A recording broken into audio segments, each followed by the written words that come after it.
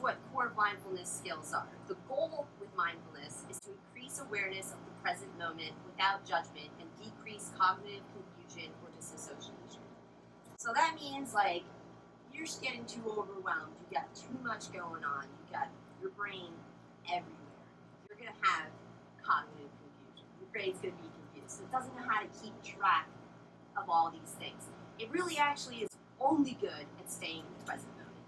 But because of the way we've evolved over time, we have all this extra time allowance for us to fill our brains with like other stuff.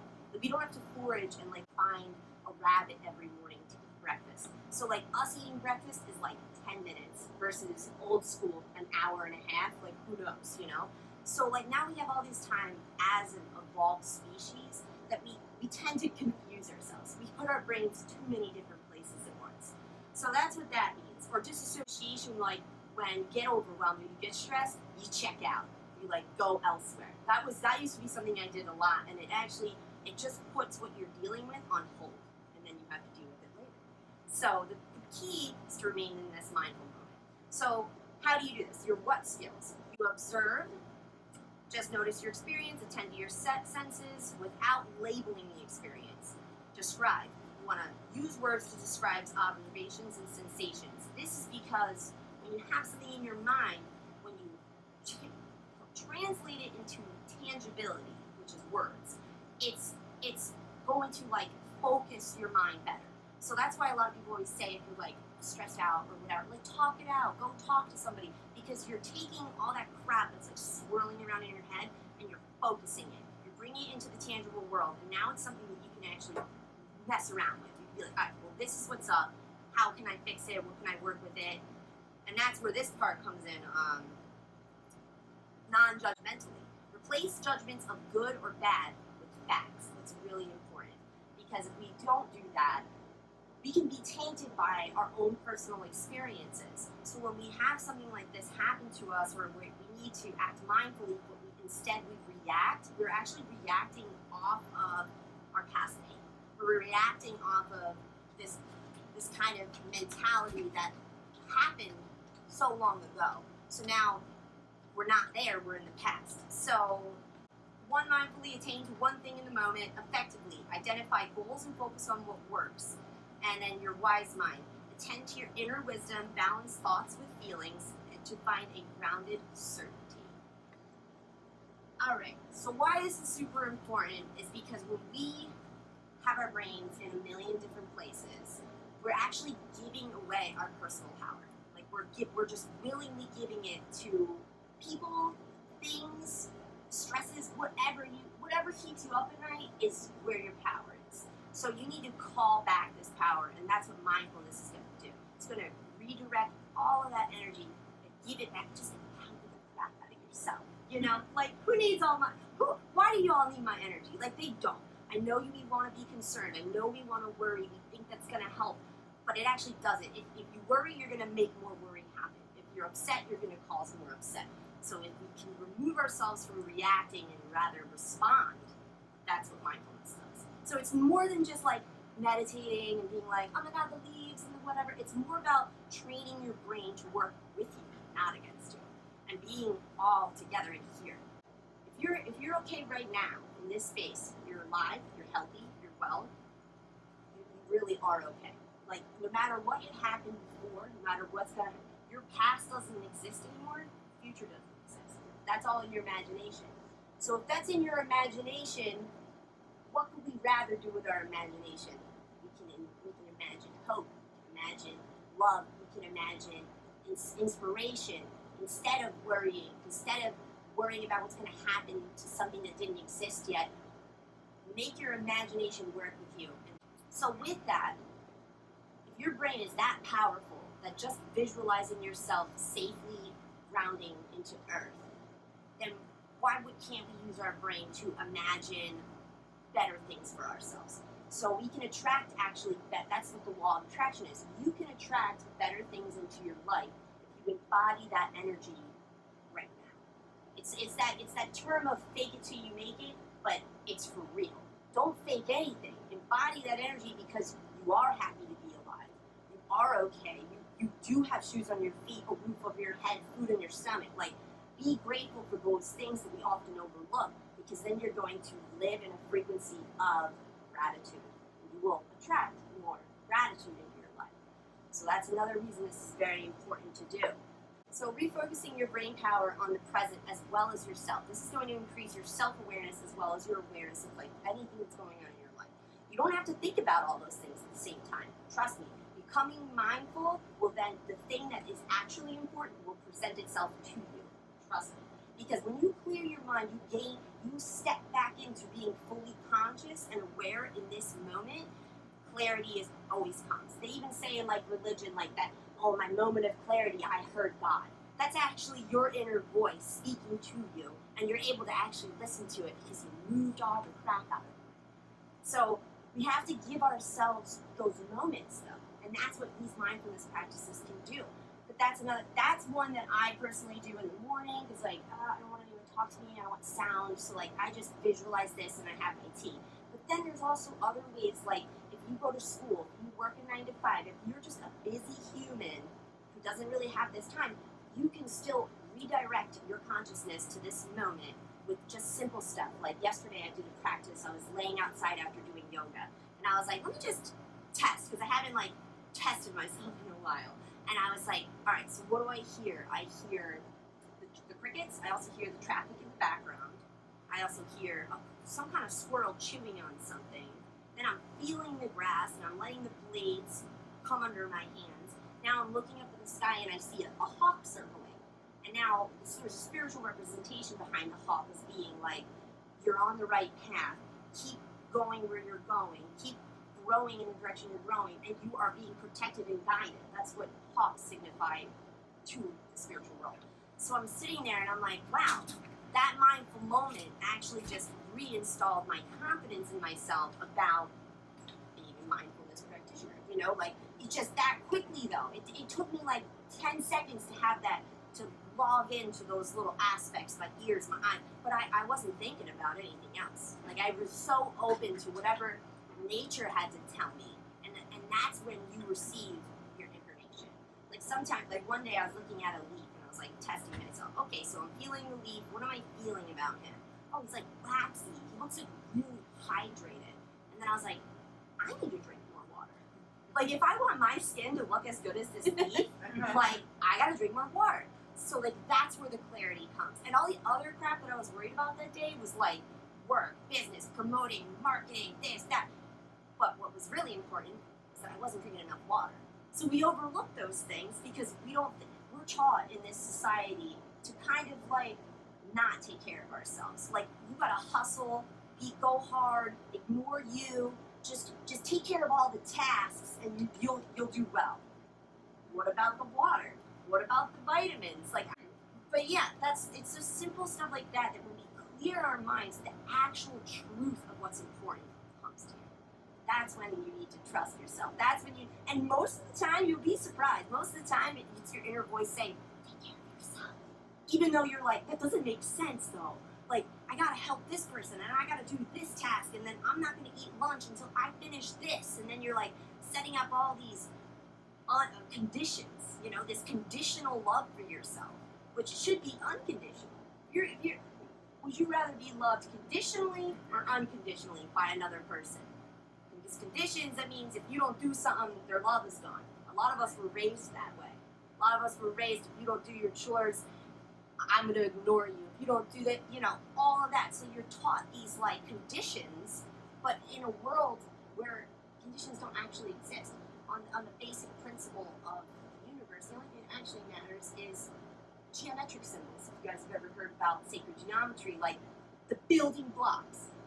But other than that, there is no structure. There are no conditions. There's love to be found. Even if you don't have a relationship with somebody, you can fall in love with a squirrel. You can fall in love. You really can. Like, I love my little chipmunk and squirrel friends. Like, it's just stuff like that because a lot of times people will say to me, like, Lex, I don't have somebody who loves me. How do I embody unconditional love? It's a big one, right? Because if we constantly say that, like, we're alone, we don't have a person. How am I supposed to know love if no one's showing it to me? You gotta show it to you. You gotta love you, because everything, the whole universe loves you. You're here right now for a reason. Like, gotta step into that. Gotta take care of ourselves. Gotta drink water. Like, literally, that list of crap that's bothering you can just get thrown out the window, because I guarantee when it's time for it to be addressed, it'll come back. It'll come back when it's ready. So you trust those things. You have to trust the flow. Like, if something is really hard coming to you right now, leave it alone. It's not meant for you right now. Maybe like a relationship. If a relationship is really freaking hard, maybe it's not ready right now. You're gonna lose a lot of people, lose a lot of shit by taking care of yourself, but then the right people and the right shit at the right time will come to you. So practicing mindfulness will keep you away from parasitic thoughts. Parasitic thoughts are your worst enemy. And you have ally thoughts and you have parasitic thoughts in your brain right now. We all do. You get a choice. You can listen to one or the other. Now, you can train your brain to keep listening to the ally and receive support, help, advice, adjustments, whatever you need in your life. Or you can listen to the parasite and you can fall down that hole. It's totally up to you. And I know that people say, okay, well, what if I'm upset? Like, that doesn't always work, like just thinking positive. But here's the thing, you learn the lesson out of your pain, and then that's where you find the positivity. No, what happened is not positive. It sucked. But what I learned from it is what's positive about it. How I can now navigate throughout my life with this like newfound knowledge of what I maybe will do or what I don't want. What I want and what I don't want. That's everything. It's just two choices. We live in a world of duality. You got black and white, sun and moon, and all just that's how we live. So you always have a choice. Humans are gifted with the gift of free will. So it's up to you. And it is hard to consistently choose the good guy in your head. And how easy is it to just be like, oh, I'm so stupid right now, and just like, yeah. But you saying that tells your consciousness, I am stupid. So that's why it's so important to stay in your conscious mind all the time, your awareness mind, because it's negative self-talk. You're going to become what you're talking about. So if you consistently stay in this conscious state of awareness, honestly, you just like will make less mistakes too. Like, you're going to not stub your toe. You're not going to burn your hand. You're not going to spill the thing or break the thing. That I had to prove that to myself, because I am the #1 klutz ever. But that's because our brains are moving too fast. It's not because we're just clumsy, it's because we're not wrangling. So when I don't wrangle, because I have to consciously wrangle all the time, because I have an ADD type brain, so I always wrangle. I always stop and I realize I'm going too far and I wrangle back in. Or if I burn myself, if I'm making food and I burn myself, bam, that's a lesson that I was not being mindful. I was not being fully immersed in this moment. I was thinking about something dumb, like a worry, and now my energy and my mind is in a state of panic and worry. So of course I'm going to burn the pancake or burn myself. Quick, that's also karma. That's also what karma is. So if you keep conscious and you keep aware, that is like the trick to like life hack. That's the life hack. Because no one can mess with you either when you're in a conscious state, because you are the observer, not the absorber. Because somebody can spit fire at you all day, and being a conscious person, you'll realize that person's got a lot of pain in their life. They need to heal some stuff. Like, even if they're telling you, you're the thing, that's because you're reminding them of somebody who hurt them. Or you're reminding them of something happy, and they're not ready to be happy. So they're going to try and put you down. They're going to try and take you out. They don't even know they're doing this, because they're living unconsciously. Unawareness. There's two different ones. So when you're aware of the fact that you have pain, you're aware of the fact that you have traumas that need to be healed, that's your first step. People often beat themselves up because they're like, oh, I see all the work I need to do, but there's just so much, I feel like I'm not doing it good enough. First of all, you're already doing it because you laid out what's wrong. Like, if you can do that, you're already on the step. That's the biggest hurdle. And then like reaching out and asking for advice, celebrate. That needs to be celebrated. So what you learn when you become aware, when you become mindful, you're going to learn a lot about yourself. You're also going to start reflecting a little bit and being like, all right, maybe I could have handled that situation better, or maybe I shouldn't have done this. And that's fine. Doesn't mean you beat yourself up about it though, because that's the parasite. That's conditional love, not unconditional. You gotta love yourself through it. You're like, you know what, girlfriend, you made that mistake, but whatever, we're just moving forward. Talk to yourself like you would talk to your best friend. You know, I would never tell my best friend that she was dumb or she made a stupid mistake. I would never do that. I love her to death. She's, you know, like, you just, so that's how you need to speak to yourself. Give yourself these allowances. And, like, versus conditional versus unconditional love.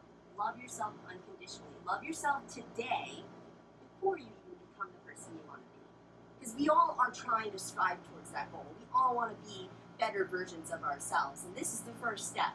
So it's like, you got to just celebrate it all. Celebrate each step, each moment you're doing these things. So we often walk around doing things unconsciously. We eat, drink, go the same route to work, put the kids on the bus, and those things have been done so many times, they are now stored in the deepest brain waves, gamma waves.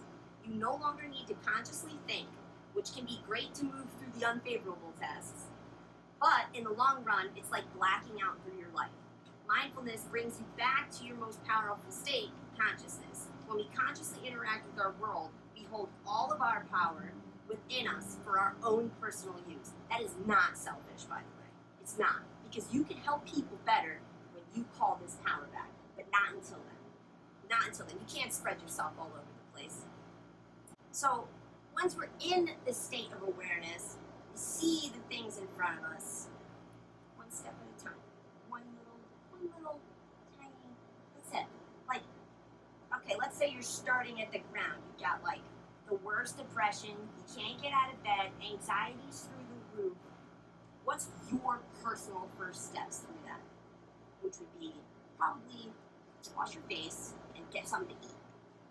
But we think, because of how we're conditioned, I need to be okay in public. I need to be able to do things. I need to be able to call the healthcare professionals and do the whatever. Like, okay, that's what is expected of you by this society's conditions, but what do you need? What you need is to work on getting food and washing your face and then crawling back into bed, and that's okay. That's literally okay. But you did those two steps, you're working, because if you don't work small like that, you build a basement, like you think of contractors in construction. If you build a really shitty basement and then a beautiful house on top, what always ends up happening? Your basement floods, your sump pump doesn't work, and now you gotta tear out this basement, which usually ends up causing a lot of issues upstairs too. So you gotta like tear it all down and start over. So build your infrastructure solid. Take tiny steps in, the tiniest of steps. Like, I am statements, very powerful.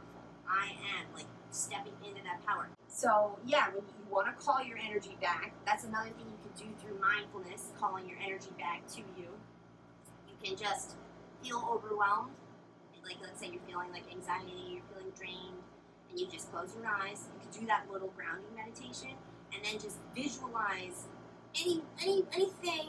Or even if you can't visualize the thing, just envision like these cords coming out of you and they're going to all the things you're thinking about. Now, if you do that and you see a shit ton of cords, there's too many. You gotta get rid of them. That's too many webs. Like, that's not a good thing. You gotta be here in your space. So you can actually visualize yourself cutting them, like taking a machete and you're just whacking them, and you're like, because this is you consciously creating. You're consciously creating the action of letting go or cutting something out of your life.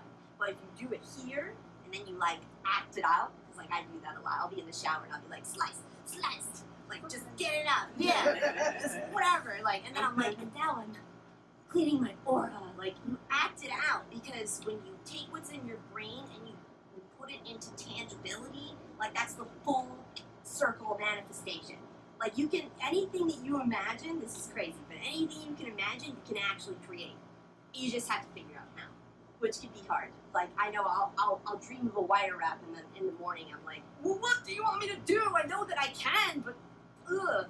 But you just gotta give yourself time. You just gotta keep practicing, you'll get to that. So that's why it's important to say, I am affirmations. So your chakras are actually these little energy forces in us. It makes sense, because energy, when you think of like an engine, it's got a lot of components, right? But there's like a funneling of energy. It's all in that engine. So that's what your chakras are. But think about it. You got one near your sexual organs, you got one in your regular organs, you got one in your heart, you got one in your down here, you got one in every energy center, meaning where all that energy is being produced. Your organs produce a lot of energy, your heart produces a lot of energy. So you're producing all these energies within your human scientific body. Like it's not like an illusion, like it just happens. That's just where a lot of energy is happening. Like if you were to like mic a human, this would be really loud because the digestive system does a lot of stuff. So that's why if you feel, they say trust your gut, it's because your gut is your solar plexus chakra, which is like your personality, your confidence, like your creativity, like it's basically like your personality, who you are. So if you're feeling something in your gut, that means that something that you're doing is going against who you are. It has nothing to do with you. Nothing's wrong with you. Like it's just not going against who you are. Like, and that's okay. Like you're allowed to be a unique human being, and like if that's not sitting well with you, walk away. Like, ooh, all the power to you. Like, please walk away. Like, you might even find that like 3 months down the line, you could be in that same situation again and handle it 1,000 times better because you walked away the first time. Gotta walk away.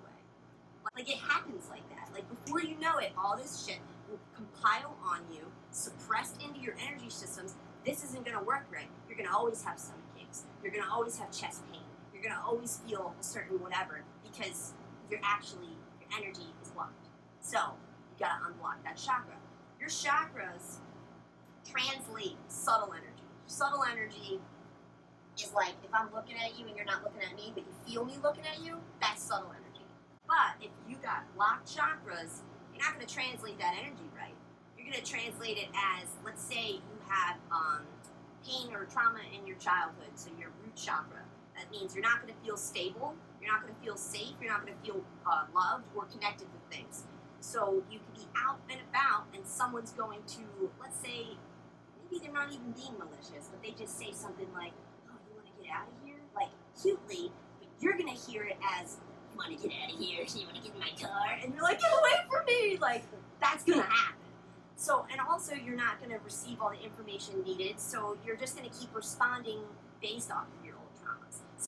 So, this is something you should be mindful of as well, is giving away your power to people who don't actually want it. Like, they don't want your knowledge, or your help, or your advice, but they do want your consolation, your consoling, your pity, your sadness. They want you to be thinking of them. This is somebody unconsciously taking your power away because now you are always thinking about them. You're always worried about them.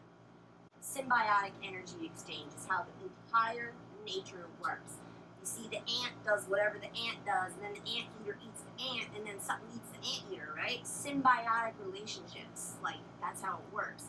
So, if you're like in a relationship with somebody, if you're always giving them advice, if you're always consoling them, if you're always trying to dig them out of a hole, but they're not taking the action, you gotta stop.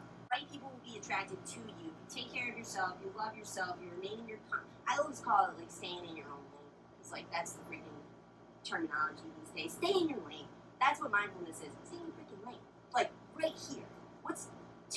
I don't even try to worry about what my boyfriend's doing anymore. I love him, but if he's about to make a huge mistake on a project of his, how is he gonna learn if I step in? And then who's gonna get pissed when they gotta fix it? So why even allow myself the opportunity to get angry, to get involved, to try and fix his project, when now I'm not only giving away my power, I'm taking his power away. I'm just ruining the whole thing. So even if you love a person, just stay in your lane.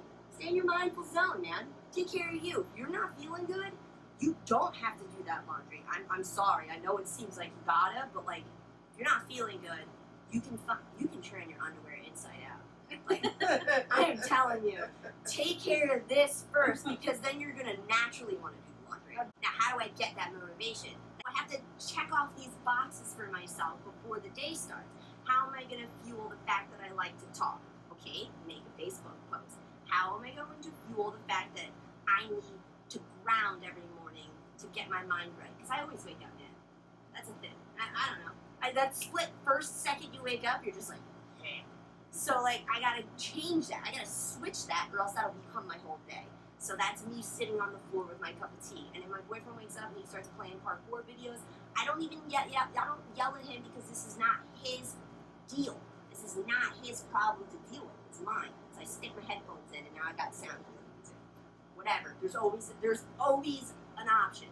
There is. There's always an option not to yell at somebody too. It doesn't matter. If someone's doing something that's annoying you, how do you remove yourself from it? How do you fix you about it? Because you can't control the world. The world is out of control. I hate to break it to you. But what you can control is how you respond to it. That's it. A lot of shit pisses me off. A lot. And I have that in my soul. That's fine though. I just don't react to it. I go, okay, why is this pissing me off? Oh, it's because parkour, there is no sound. It's just all of them going, yeah, dude, woo! It's the noise. Right. So, do I get mad at Sam for that? Or do I just fix the situation? I'm mad, for sure. But I'm not mad at him. I'm mad at the stupid video. So, I'm taking proactive measures. You feel it, that's for a reason. I'm not saying you gotta honor your emotions, even the shitty ones. All of them are important. I wanted to leave with for our little meditation. When we live a life of awareness, we see that perfection already exists. Rather than being flawed, a full life is simply a matter of continuing to do what we love to do and improving our skills or craft. We do this not because we are searching for perfection, but because perfection is expressed through the action of being alive.